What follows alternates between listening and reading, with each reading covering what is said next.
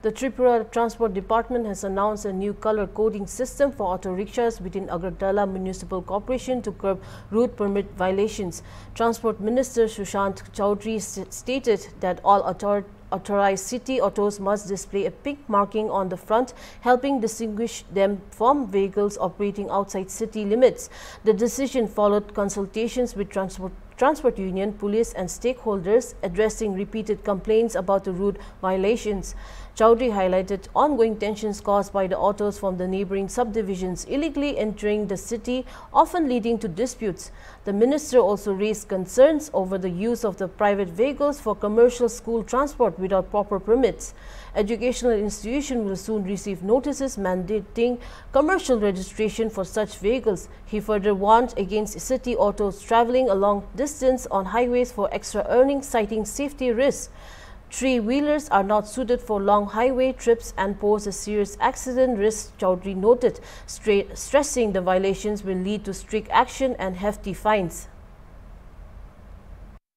Secretary Shahib আছেন, আমাদের Additional Secretary আছেন, আমরা প্রত্যেকে মিলে ব্যাপারটা নিয়ে আলোচনা করেছি কি করা যেতে পারে এবং এমন একটা সুরাহা আমাদের করতে হবে যেটা আগরতলা শহরের যারা অটো শ্রমিক ভাইয়েরা আছেন তাদের কাছেও গ্রহণযোগ্য হবে এবং যারা পার্শ্ববর্তী মহকুমা থেকে আসবে অটো শ্রমিক ভাইয়েরা তাদের কাছেও হয়রানির শিকার যেন তাদেরকে না হতে হয় সেই জিনিসটা আমাদের মাথায় রাখতে হবে।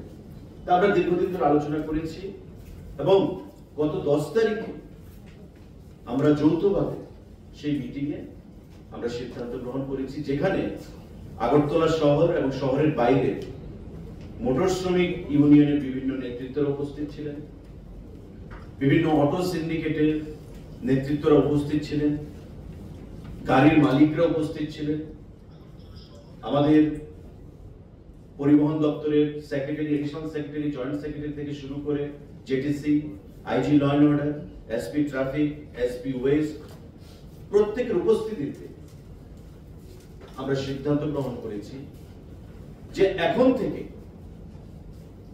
যারা আগরতলা শহরে অটো চালনা করেন অর্থাৎ যাদেরকে আমরা বলি যে মিটার অটো, তাদের অটোর কালারটা সামনের দিকে যে অটোর কালারটা বর্তমান যেটা আছে সেটা একটু পরিবর্তন করে পিঙ্ক কালারে রূপান্তরিত করা হবে। সম্পূর্ণ অটোটা নয়, শুধু অটোর সামনে গ্লাসের নিচে যে দুটো স্থান রয়েছে তার জাস্ট চেনার জন্য, আইডেন্টিফিকেশনের জন্য অটোর সামনের যে কালারটা সেটা হবে পিঙ্ক কালার।